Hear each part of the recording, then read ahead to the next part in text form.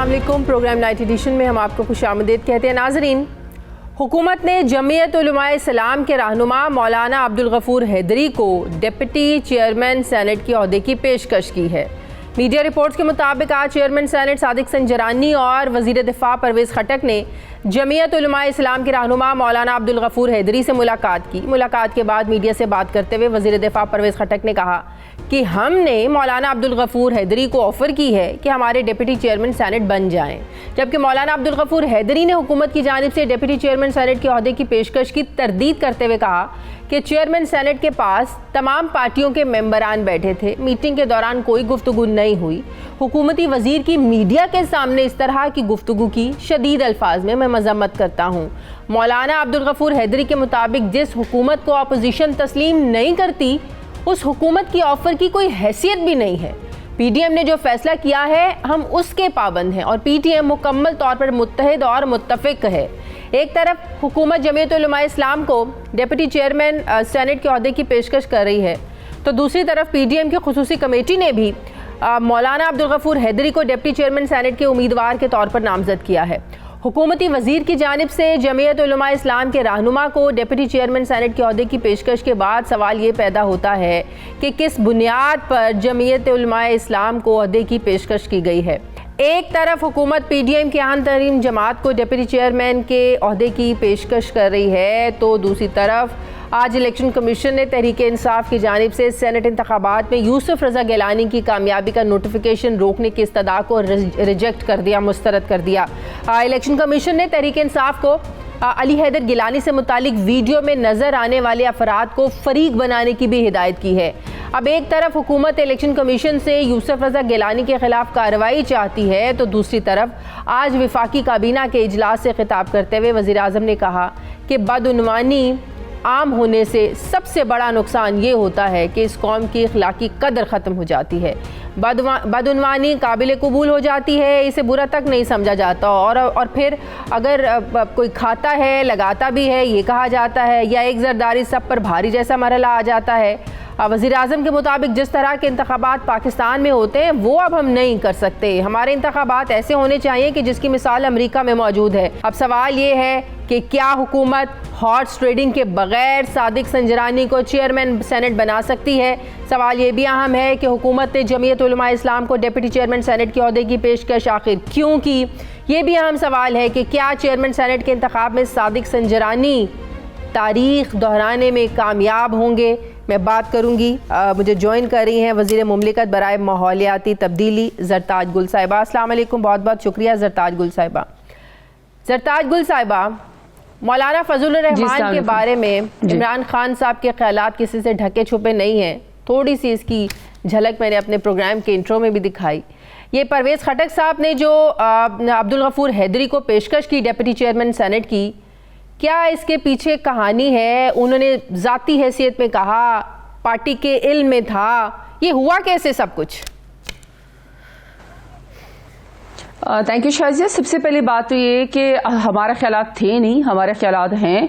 सारी दुनिया को पता है कि मौलाना फजल रहमान डीजल के परमट पे बिक जाते हैं और वो कश्मीर कमेटी के रहते हुए कश्मीर का उन्होंने बड़ा गर्क किया। 14 लाख की लस्सी पी गए और उनकी जितनी बेजायदाद है, ना उनके पास कोई तनख्वाह है, ना उनके पास कोई बिजनेस है, ना उनके पास कोई कारोबार है, लेकिन उनके पास अरबों खरबों की जायदादें। और जब उनसे सवाल करो तो वो आगे से कहते हैं कि नैब कौन होता है मुझसे पूछने वाला। खुद साख्ता अपने आप को अमीरुल मोमिनीन कहते हैं, खुद साख्ता अपने आप को प्राइम मिनिस्टर कहते हैं, और जिस पार्लियामेंट को वो धांधली का जदा कहते हैं, इसी से वो डॉक्टर आरिफ अलवी के मुकाबले में प्रेसिडेंट लड़ना चाह रहे थे, जिससे वो बुरी तरीके से हार गए। अब यहाँ तक ये बात आती है कि खटक साहब ने अब्दुल गफूर हैदरी साहब को कोई ऑफर की है। सबसे पहली बात ये, मैं टेक्निकली जरा थोड़ा सा इसको आंसर कर दूं। हमारे जो चेयरमैन हैं और जो मौजूदा हैं और जो हमारे कैंडिडेट भी हैं सेनेट के, वो सादिक संजरानी साहब हैं, one of the finest chairman. और मैं तो खुद सेनेट में जाती हूँ। सेनेट में जितना क्वेश्चन आंसर का और जितना अगर कोई रेजोल्यूशन आती है, अपने मिनिस्टर के बारे में बात करने का मौका मिलता है, बड़ा ही अच्छा और डिसेंट फोरम है।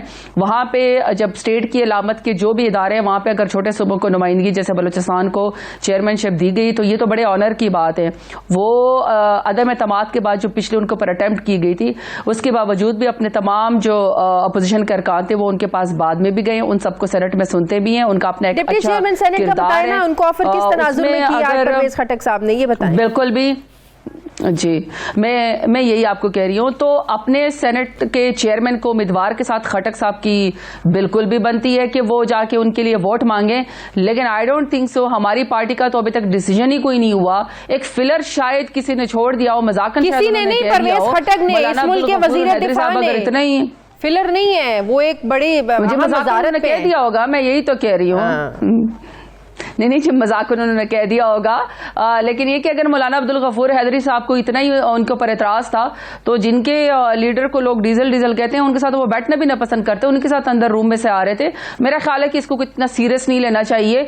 और वैसे भी एक बलोचिस्तान से जब हमने सादिक संजरानी साहब को कैंडिडेट बना दिया है, हमारे पास अपने एलाइज और अपने पीटीआई के कैंडिडेट क्या कम है जो हम इनको जाके ऑफर करेंगे। दूसरी बात है कि दोनों पेयर बलोचिस्तान से कैसे हो सकते हैं, ये तो पॉसिबल ही नहीं है ना।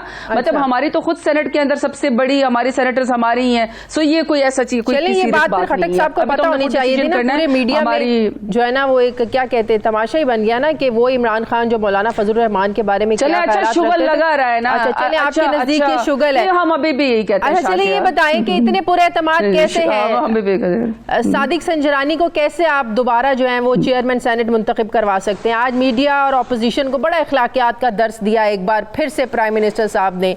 लेकिन अगर मैं भी कोई 2-4 बातें गिनवाने लगूं तो अखलाकियात का फिर जनाजा वहां पर भी निकलता था। जब 2018 में इन्हें चेयरमैन सेनेट जरदारी साहब के साथ मिलकर बनाया गया, जब चोर, जिसको आप चोर और डाकू कहते हैं, फिर चौधरी सरवर साहब का इलेक्शन आज भी अपने साथ बड़े सवालात लेकर खड़ा है।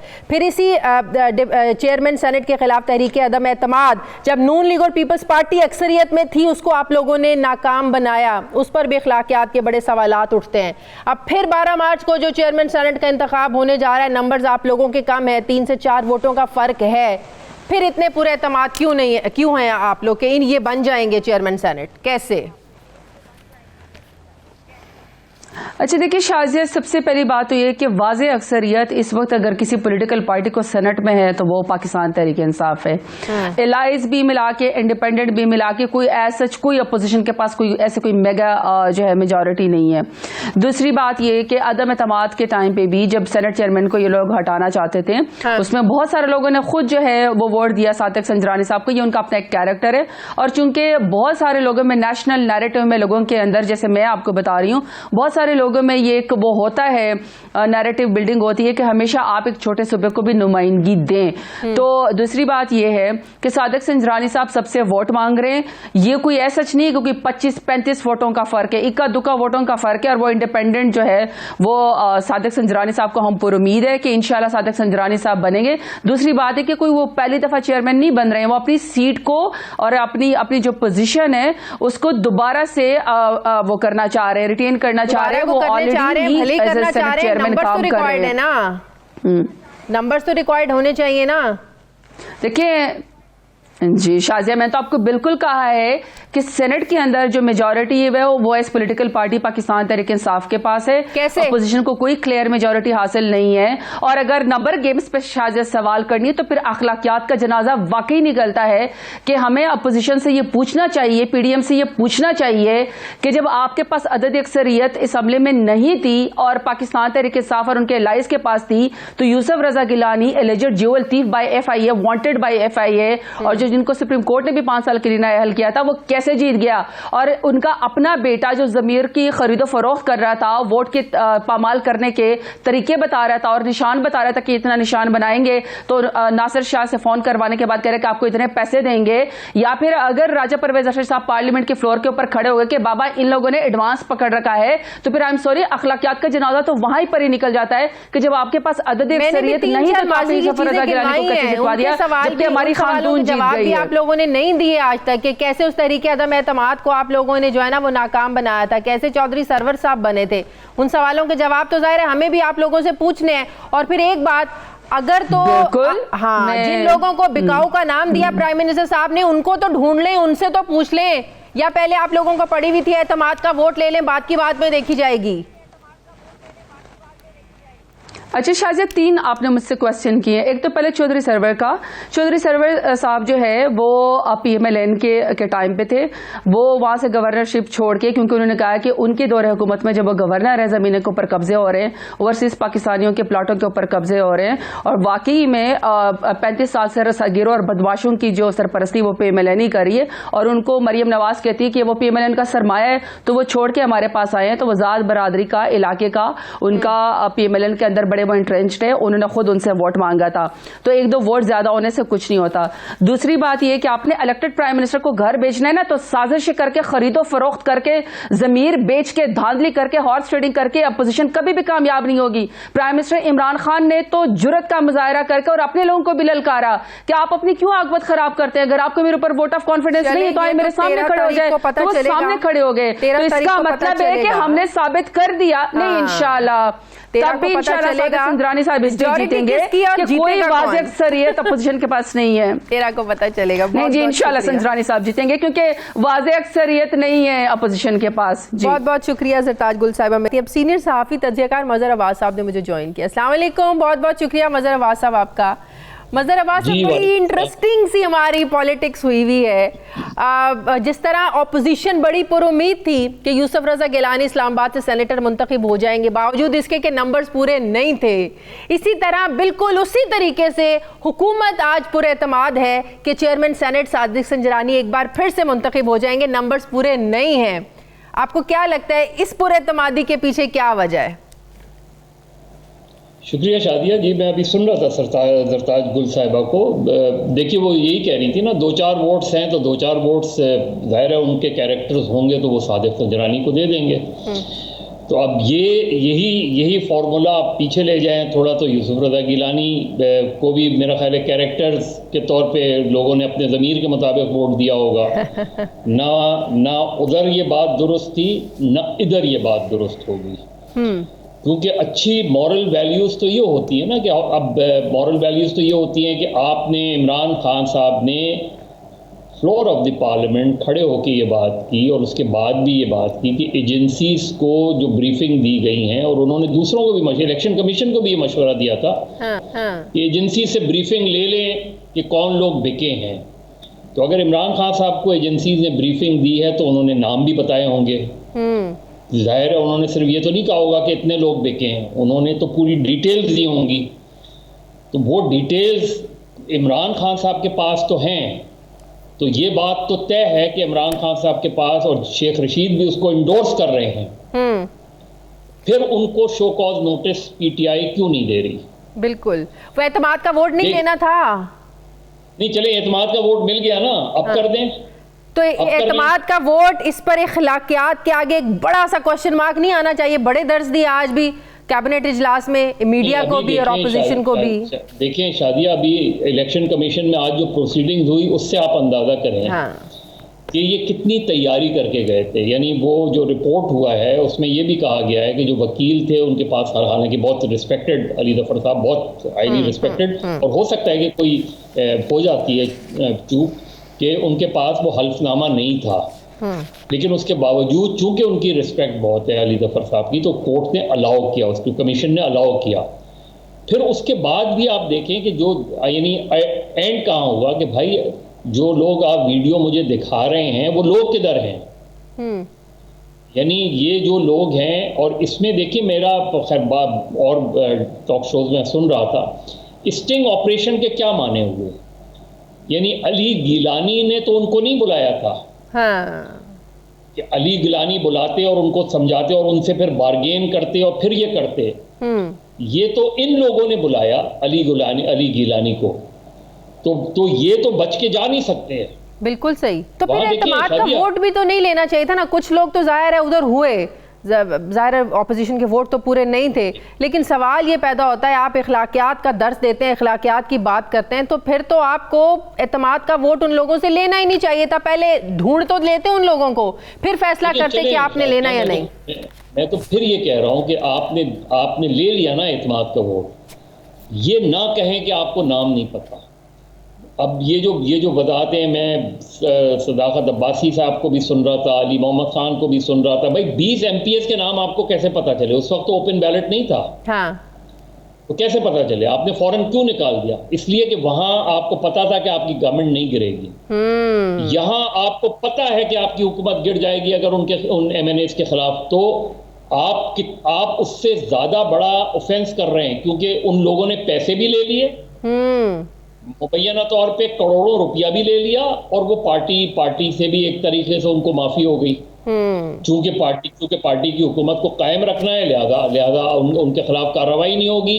तो जिन्होंने 50-50, 70-70 करोड़ लिए, वो तो फिर आप दूसरे एमएनएस को क्या मैसेज दे रहे हैं कि भाई कल मैं भी कर लूंगा, मैं भी सौदेबाजी कर लूंगा दूसरे मानों में, क्योंकि आप तो एक्शन नहीं लेते। आपकी गवर्नमेंट, इखलाकियात ये होती हैं कि आप हुकूमत को लात मारते, आप उनको निकालते, और नए इलेक्शंस होते तो आप ज्यादा हाई मॉरल ग्राउंड्स पे होते हैं। यहाँ क्या हो रहा है? यहाँ फैसल वाडा साहब का केस उठा लें कि जहां आप कमजोर पड़ रहे हैं, वहां से निकल के आपको दूसरी जगह अब्दुल कादिर का केस उठा लें। आज वो पार्टी में शामिल हो गए हैं, आपकी पार्टी ने एतराज उठाया, टिकट आपने वापस लिया, उसके बाद फिर उसको सपोर्ट भी किया, आज इसको पार्टी में भी ले लिया। मतलब मैं हैरान हूं, ये जो कॉन्ट्रडिक्शन, इसका ये मतलब नहीं कि जो अपोजिशन कर रही है वो दुरुस्त है। अपोजिशन ने भी अखलाकियात के कोई मेयार कायम नहीं किए। अपोजिशन को भी चाहिए था कि अगर हफीज शेख जो उनकी मेजॉरिटी थी जीत जाते तो क्या फर्क पड़ता। लेकिन हमारे यहाँ सियासी अखलाकियात सिर्फ जो मेरे इंटरेस्ट में होती है, वहां मुझे सिर्फ सियासी अखलाकियात नजर आती हैं। लेकिन इमरान खान या तहरीक इंसाफ पे इसलिए बात जाती है क्योंकि ये ज्यादा उसूल की बात करते हैं, प्रिंसिपल की बात करते हैं। साहब, आपको पंजाब में लग रहा है कि कोई तब्दीली आ सकती है? जिस तरीके से ऑपोजिशन पंजाब के लिए बहुत एक्टिव हुई है, बुज़दार को हटाने के लिए तहरीक अदम एतमाद आ सकती है और ऑपोजिशन कामयाब हो सकती है, ऐसी कोई मूव देख रहे हैं आप पंजाब में? शाजिया उस्मान बुज़दार इंतहाई खुशकिस्मत आदमी है। उस्मान, देखिए मैं आपको एक्सप्लेन कर दूं, शायद कोई ना कर सके। उस्मान बुज़दार साहब चॉइस नहीं थे, नंबर 1 चॉइस। लेकिन वो नंबर 1 चॉइस क्यों बने 2018 के बाद? क्योंकि तहरीक इंसाफ में 3 बड़े ग्रुप खुलकर सामने आ गए थे, और इमरान खान साहब के पास कोई चॉइस नहीं थी, क्योंकि वो किसी एक ग्रुप का नॉमिनेट करते तो दूसरा ग्रुप उसके खिलाफ होता। तो उन्होंने एक कैंडिडेट ऐसा निकाल लिया, उस्मान बुज़दार। और जब उस्मान बुज़दार को नामजद किया तो इमरान खान ने चौधरीज की सपोर्ट हासिल की और उनसे कहा कि इसको आपकी ज़रूरत है, क्योंकि चौधरी परवेज़ इलाही के अंडर वो काम कर चुके हैं, चौधरी परवेज़ इलाही के साथ उनके वालिद भी काम कर चुके हैं। आज क्या सिचुएशन है? मैं क्यों खुशकिस्मत कह रहा हूँ कि उस्मान बुज़दार के मसले पर पीडीएम डिवाइडेड है। पीडीएम डिवाइडेड है। वो ये कह रही, मुस्लिम लीग नून कह रही है कि जी अगर आप चौधरीज को ही लाना है तो फिर उस्मान बुज़दार की बजाय हुकूमती इत्तेहादी का ही कोई आ जाएगा तो क्या फ़ायदा। वो चीज़ बुज़दार की सपोर्ट में जा रही है। पीपल्स पार्टी की पोजीशन दूसरी है, और इसमें अगर चौधरीज की आप सामने रखें तो चौधरीज को उस्मान बुज़दार से बेहतर वज़ीर आला नहीं मिलेगा। उनके पास ऑलरेडी 5-6 डिस्ट्रिक्ट्स हैं जिसमें टोटली उनका रूल चलता है, उनकी डायरेक्टिव चलती है। तो वो क्यों, अगर इमरान खान चौधरी परवेज़ इलाही को नामजद करें तो अलग बात है, जो कि मुझे नहीं लगता। तो उस्मान बुज़दार की लॉटरी जो है, जो 2018 में खुली थी, वो खुली रहेगी। बिल्कुल सही, बहुत बहुत शुक्रिया। सीनियर सहाफ़ी तज्ज़ियाकार मज़हब मेरे साथ थे। मुझे प्रोग्राम में एक ब्रेक लेनी है नाज़रीन, वापस आते हैं एक छोटे से वक्फे के बाद।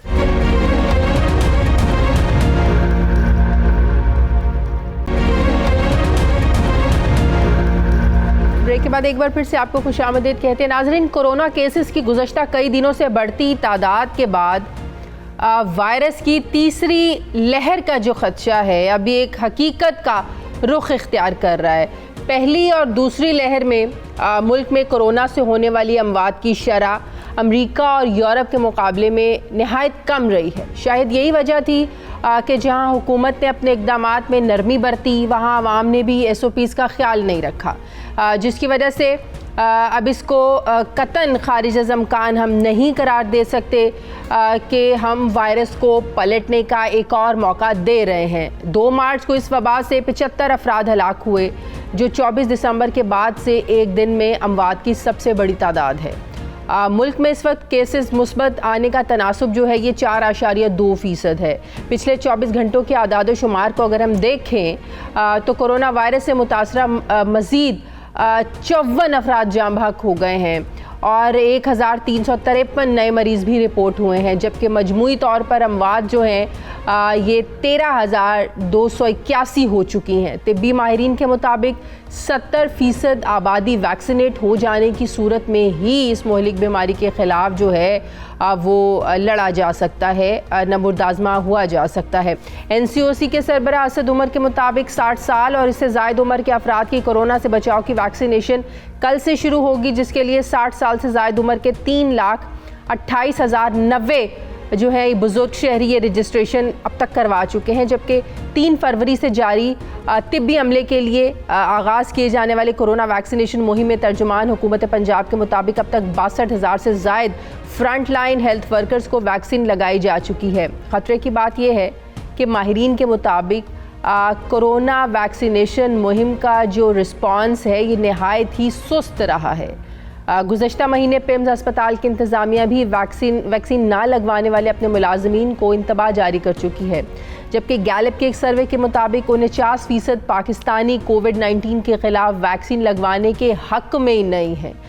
सर्वे में शामिल अफराद ने इस ख्याल का इजहार भी किया है कि कोरोना वायरस के ख़तरे को बढ़ा चढ़ा कर जो है वो पेश किया जा रहा है। लोगों में वो शऊर नहीं है इस वैक्सीनेशन के हवाले से, या अवाम लोगों को वो आगाही शायद देने में नाकाम रही है कि लोग इसकी अफादियत को समझने से कासिर हैं और नहीं लगवाना चाहती है अवाम की एक बहुत बड़ी तादाद वैक्सीनेशन को। मैं बात करूंगी, मुझे ज्वाइन कर रही हैं सूबाई वज़ीर सेहत पंजाब डॉक्टर यास्मीन राशिद साहिबा। अस्सलाम वालेकुम, बहुत बहुत शुक्रिया डॉक्टर साहिबा आपका। डॉक्टर साहिबा, आज से 2 हफ्ते पहले जो हमें नंबर्स बताए गए, जो शेयर किए गए, बताया गया कि हालात नॉर्मल हो रहे हैं, बेहतर हो रहे हैं। इसी बिना पर आपको पता है कि स्कूल भी दोबारा खुले, दफातर में हाज़िरी को भी 100% यकीनी बनाने का कहा गया, तकरीबात की भी इजाज़त मिली। लेकिन ये 2 हफ्ते के अंदर अचानक केसेस बढ़ना शुरू हो गए हैं। डॉक्टर साहब, क्या वजह है? ये तीसरी लहर कितनी डेंजरस हो सकती है? मेरा ख्याल है शाजिया आप बिल्कुल सही फरमा रही हैं। जो अभी मेरे पास इस वक्त नताइज जो सामने आए हैं, कल के दिन में, आज के दिन में 825 नए केसेस सामने आए हैं। और जो अहम चीज़ है वो ये है कि पिछले 1 हफ्ते के अंदर एक मुसलसल तादाद मरीज़ों की जो है वो बढ़ती हुई नज़र आ रही है। अब इस बढ़ती हुई तादाद की वजह से हम भी बहुत फिक्रमंद हैं। और बात असल में ये होती है कि आपको मईशत का पहिया चलाने के लिए ये सारी चीज़ें खोलनी भी पड़ती हैं। खोलने के बाद लोग जो हैं उनको बिल्कुल एहसास नहीं है इस बात का कि कोविड कहीं चला नहीं गया। कोविड अभी मौजूद है पाकिस्तान में, बल्कि सारी दुनिया में मौजूद है। और वैक्सीनेशन ज़रूर शुरू हो गई हैं, लेकिन वक्त लगेगा ये सारी वैक्सीनेशन का इफेक्ट होने में। और फिर सबसे बड़ी ये बात है कि आप हिफाजती तदाबीरें तो ना छोड़ें। हम तो जिन लोगों को वैक्सीन लगती है उनको भी कहते हैं कि आप मेहरबानी करके हिफाजती तदाबीर मत छोड़िए। वजह यह है कि नए नए किस्म के स्ट्रेन्स आ रहे हैं। अभी इस वक्त हमारी सिचुएशन सिर्फ हमारी मुल्क की नहीं, बाकी दुनिया की भी सिचुएशन इस तरह की है कि वाज़िया पिक्चर कुछ अरसे के बाद सामने आएगी कि आया ये जो वैक्सीन लग रही हैं कितनी इफेक्टिव हैं, कितने स्ट्रेन्स के खिलाफ ये काम करेंगी और हम कितनी देर तक इसकी वजह से हमारी इम्यूनिटी रहेगी। सारी चीज़ें वक्त ने बतानी है। और इसलिए सबसे अहम चीज़ तो है कि खुद इंसान जो है उसको ये बताइएगा कि वैक्सीनेशन के हवाले से लोग सेटिस्फाइड क्यों नहीं हैं, मुतमईन नहीं हैं? बहुत बड़ी एक तादाद है जो वैक्सीनेशन लगवाना नहीं चाहती है। क्या कोई प्रोपेगेंडा चल रहा है, कोई साजिश करने की कोशिश की जा रही है कि लोगों में इतनी ज़्यादा नेगेटिविटी फैल चुकी है इसके साइड इफ़ेक्ट्स को लेकर? मैंने भी किसी से पूछा कि जो बुज़ुर्ग लोग हैं उनके लिए अब रजिस्ट्रेशन करवानी शुरू कर देनी चाहिए, तो 2-3 जगह से बड़ा नेगेटिव रिस्पांस मिला कि बिल्कुल नहीं करवानी चाहिए।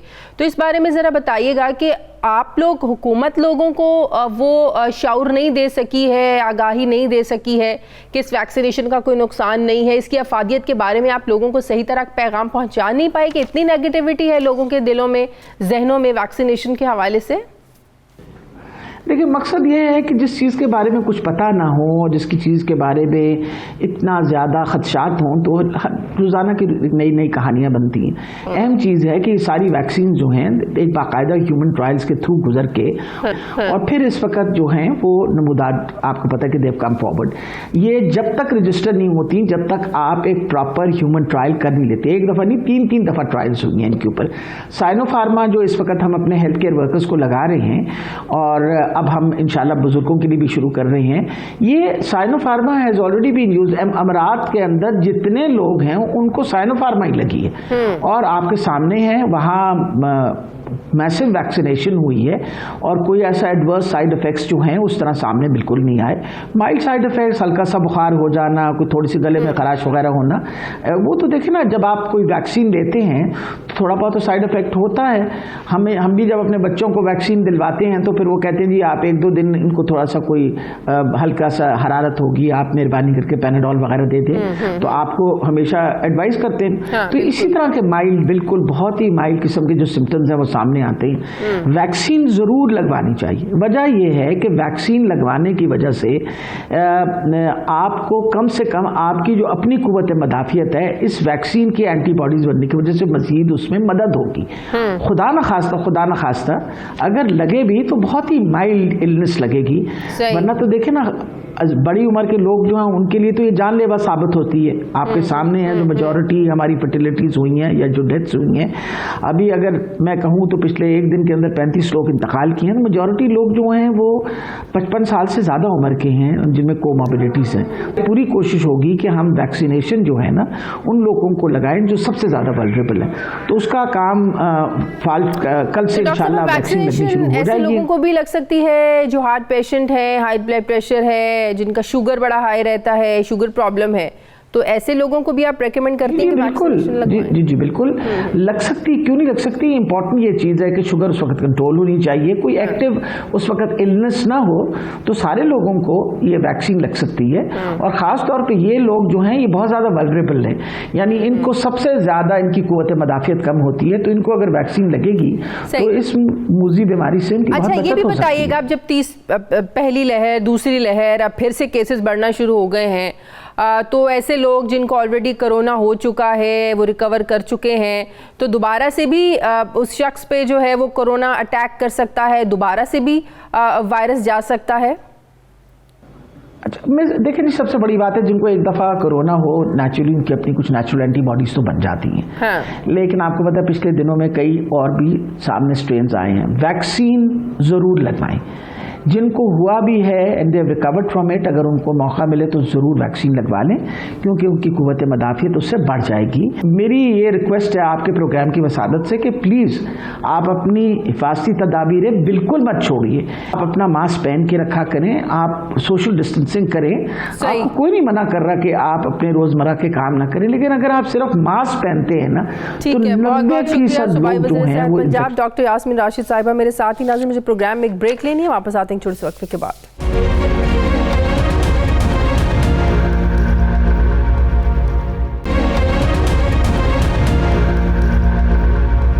नाज़रीन, अमेरिका में ब्लैक लाइफ मैटर्स की तहरीक के बाद अब बरतानवी शाही जोड़े के एक इंटरव्यू ने दुनिया भर में जारी नस्ली इम्तियाज़ के ख़िलाफ़ बहस को मज़ीद बढ़ा दिया है। बरतानवी शहज़ादे हैरी और उनकी अहलिया मेगन मार्कल ने मार्च 2020 में शाही हैसियत छोड़े जाने के बाद पहली बार एक डिटेल इंटरव्यू में खुलकर शाही महल और शाहाना ज़िंदगी के बारे में बात करी है। इंटरव्यू के दौरान मेगन मार्कल ने बताया है कि जब वो माँ बनने वाली थी तो शाही महल के अफराद उनके पैदा होने वाले बच्चे की रंगत से मुतालिक काफ़ी फ़िक्रमंद थे और बड़ी बातें करते हुए सुनाई देते थे कि जाने उनके बच्चे का जो रंग है वो कैसा होगा। जबकि शहज़ादा हैरी ने बताया कि उन्हें अपने ही ख़ानदान के एक फ़र्द ने उनके यहाँ पैदा होने वाले बेटे की रंगत का ताना भी दिया, लेकिन दोनों ने इस फ़र्द का नाम नहीं लिया। मेगन मार्कल के मुताबिक उन्हें इस बात पर भी बहुत सदमा हुआ कि शाही महल ने उनके बेटे आर्ची को शहजादे का लक़ब नहीं दिया और इसी वजह से ही उनमें गैर महफूज होने का ख्याल बढ़ गया। इंटरव्यू के दौरान मेगन मार्कल ने यह भी कहा कि शाही ख़ानदान की जानिब से मुझे तहफ़्फ़ुज़ भी नहीं मिला। शाही ख़ानदान का हिस्सा बनने के बाद मुझे बिल्कुल खामोश करा दिया गया, मेरी किरदार कुशी की गई। मेगन मार्कल ने इस बात का भी इंकशाफ किया कि जब उन्हें मुश्किलात का सामना हुआ तो उन्होंने शाही महल के मदद करने वाले महकमे से भी मदद मांगी, मगर इदारे ने उनकी मदद करने से माजरत कर ली। तब उन्हें ख्याल आया कि उन्हें अपनी ज़िंदगी को ख़त्म कर लेना चाहिए, उन्होंने ख़ुदकुशी का सोचा। जबकि शहज़ादा हैरी ने इंटरव्यू के दौरान बताया कि शाही हैसियत से दस्तबरदारी का ऐलान किए जाने के बाद ही शाही महल ने उनकी जो माली मुआवनत थी उसको भी ख़त्म कर दिया। शहज़ादा हैरी ने बताया कि शाही महल के साथ इख्तलाफात की बिना पर अपनी माँ शहज़ादी डियाना की तकलीफ़ का सोच कर उनको बड़ी तकलीफ़ होती है क्योंकि वो और मेगन तो एक दूसरे के साथ हैं, जबकि उनकी वालदा डियाना उस तमाम सूरत हाल में बिल्कुल अलग थी, तनहा थी। एक तरफ बरतानिया में नाज़रीन शहज़ादा हैरी और उनकी अहलिया मेगन मार्कल की जानिब से नस्ल परस्ती के इल्ज़ामात आयद करने पर एक तरफ इसको कहा जा रहा है कि इसको इन्वेस्टिगेट किया जाए, ये मुतालबा किया जा रहा है, तो दूसरी तरफ बरतानवी वज़ीर-ए-आज़म बोरिस जॉनसन ये कहते हैं कि शाही ख़ानदानी मामलात पर मैं कोई तबसरा नहीं करूँगा। अब सवाल हमारा ये है कि ऐसे मामलात उन ममालिक की तरफ से सामने आ रहे हैं जो पूरी दुनिया को अखलाकियात का दर्स देते हैं, बराबरी का दर्स देते हैं, इंसानी हुकूक का दर्स देते हैं, तो ऐसे ममालिक से ऐसी आवाज़ें उठना ये कितना अलार्मिंग है। मैं बात करूंगी, मुझे समाजी कारकुन ताहिरा अब्दुल्ला साहिबा ज्वाइन करें। अस्सलाम वालेकुम, बहुत बहुत शुक्रिया ताहिरा साहिबा आपका। ताहिरा साहिबा, वही बात कि ऐसे ममालिक से इन चीज़ों का ऐसे नस्ली तासुबी वाक़यात का सामने आना जो पूरी दुनिया को दर्स देते हैं, बराबरी का, इंसानी हुकूक का, डीलिंग का, तो ये कितना अलार्मिंग है कि हम तो बात करते हैं पूरी दुनिया से नस्ली तासुब जो है इसको ख़त्म होना चाहिए, तो कितना अलार्मिंग सिचुएशन है ये ऐसे ममालिक से ऐसी आवाज़ें उठना। जी बहुत शुक्रिया। मेरे नज़दीक अलार्मिंग का लफ्ज़ मेरा ख़्याल में मुनासिब नहीं होगा, क्योंकि वो जो अपने मुल्कों में करें हमें से क्या। हमारे लिए ये अलार्मिंग तो ये बात है कि 30,000 पाकिस्तानी ख़वातीन सालाना ज़चगी के दौरान, हमल के दौरान अपनी जान बहक हो जाती हैं क्योंकि उनको सेहत की और तौलीदी सेहत की सहूलियात फराहम नहीं है। मेरे लिए ये बात अलार्मिंग है, बजाय इसके कि हैरी और मेगन और शाही ख़ानदान बरतानिया का या अमेरिका के साबिक सदर ट्रंप कितना बुरा आदमी था, बहुत ही बुरा आदमी है, लेकिन ये बातें हमारे लिए अलार्मिंग नहीं होनी चाहिए, क्योंकि हम सबसे पहले पाकिस्तानी बाशिंदे हैं, पाकिस्तान के शहरी हैं और हमें पाकिस्तान से सरोकार होना चाहिए। ये है कि यहाँ पर कोई भी वाकया होता है, आपको नजर रखनी चाहिए। सियालकोट मोटरवे का वाकया हुआ, पूरी दुनिया ने इसको जो है ना काफ़ी ज़्यादा इसको क्रिटिसाइज़ भी किया गया। मतलब पाकिस्तान में जब कोई वाकया होता है तो फिर हर तरफ से लानतान होती है, हर तरफ से तनकीद होती है, पाकिस्तान को बड़ा क्रिटिसाइज़ किया जाता है। तो मैं उस कॉन्ट्रडिक्शन की बात कर रही हूँ कि जब आपके मुल्क में इस तरह के वाकयात होते हैं तो आप किस मुँह से फिर दूसरे ममालिक पर बात करते हैं? This is my basically question. जी बिल्कुल सही है। अगर हम मकरूज ना होते और कशकोल लेकर बरतानिया के सामने ना जा रहे होते तो हम शाही ख़ानदान को बुरा कहते। अगर हम कशकोल लेके साबिक सदर ट्रंप के सामने ना खड़े होते और अब सदर बाइडन के सामने ना खड़े होते या चीन के सामने ना खड़े होते या सऊदी अरब के सामने ना खड़े होते, तो फिर हमारा हक बनता था कि हम किसी और मुल्क को बुरा भला कहें और उनकी खराबियां और गलतियों की निशानदेही करें। लेकिन बेगर्स कांट बी चूजर्स, और दो गलतियां एक सही नहीं कर देती। हमारा हाथ जब कशकोल वाला है और अगले का देने वाला है, तो फिर हम जो खराबी करें, गलत करें, हम बोल तो सकते हैं। मैं समझती हूँ बजाय इसके कि मैं तनकीद करूँ, मैं यहाँ पर एक तजवीज़ पेश करना चाहती हूँ कि कॉमनवेल्थ के ममालिक जिसमें पाकिस्तान भी शामिल है, जो कि बरतानवी एम्पायर के साबिक ममालिक हैं, जो कि साम्राज्य निज़ाम के तहत और कॉलोनियल निज़ाम के तहत और इम्पीरियल निज़ाम के तहत हम पिसे हैं 200-300 साल, और अब हम लोगों ने आज़ादियाँ हासिल की हैं 20वीं सदी में जाकर। तो हमें कॉमनवेल्थ में ये सवाल उठाना चाहिए कि 80% 85% कॉमनवेल्थ के ममालिक जो हैं, जो अरकान हैं कॉमनवेल्थ के, दौलत मुश्तरका के, वो तो ना सफ़ेद फार्म हैं और ना यूरोपी ममालिक हैं, ना अमरीकी ममालिक हैं। हम तो अफ्रीका और एशिया के ममालिक हैं जो कि कॉमनवेल्थ के मेंबर्स हैं। तो या तो हम सब के सब इकट्ठे निकल जाएं कॉमनवेल्थ में से कि जी आपकी हमें नस्ल परस्त पॉलिसियां और आपके अल्फाज और आपकी गुफ्तगू हमें पसंद नहीं आई, तो हम छोड़ छाड़ के जा रहे हैं, और या फिर कॉमनवेल्थ के अंदर कुछ ऐसा सिलसिला करें अपनी अददी अक्सरियत की बुनियाद पर कुछ ऐसा सिलसिला करें कि इस तरह की नस्ल परस्ती आइंदा नजर ना आए। बिल्कुल सही, बहुत बहुत शुक्रिया समाजी कारकुन ताहिरा साहिबा मेरे साथ ही। Thank you very much. नाज़रीन, मुझे प्रोग्राम में एक ब्रेक लेनी, वापस आते हैं थोड़े से वक्त के बाद।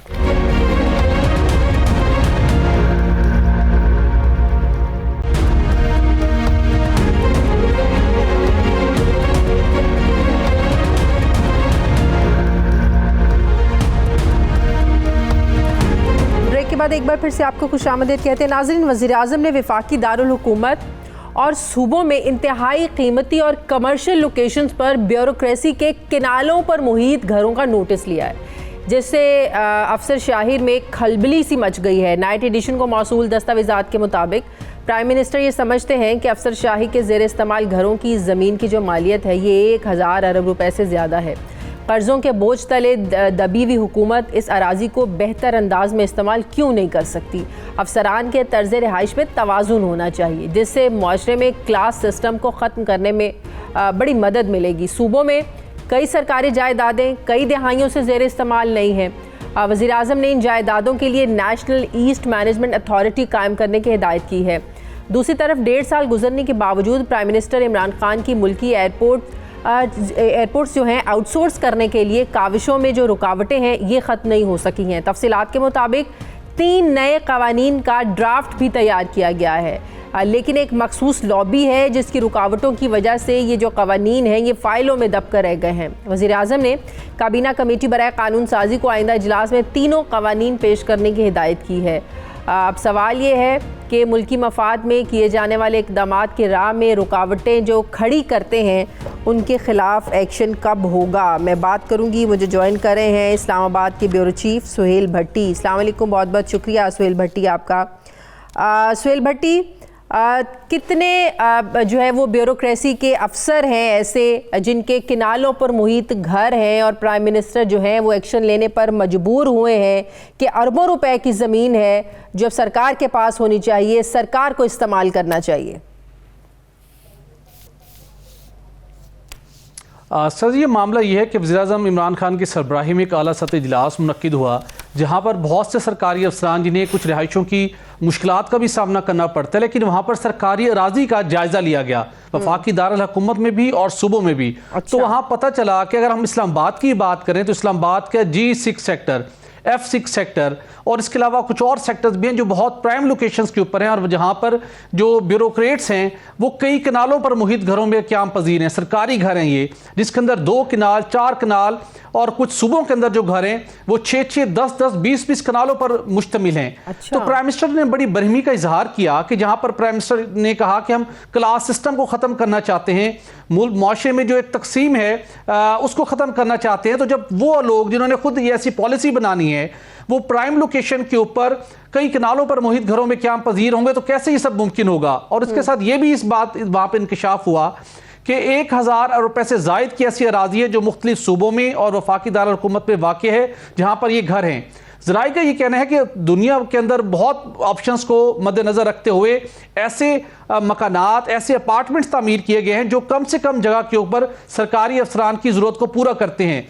लेकिन पाकिस्तान के अंदर वो मुगलिया दौर का जो एक रहन सहन था वो अभी तक ख़त्म नहीं हो रहा और ये ऐसी लोकेशंस है जहाँ पर कुछ अर्सा कबल ये दिया गया है कि यहाँ पर भी अपार्टमेंट्स और उस तरीके के घर बनाए जाएंगे सरकारी अफसरों के लिए।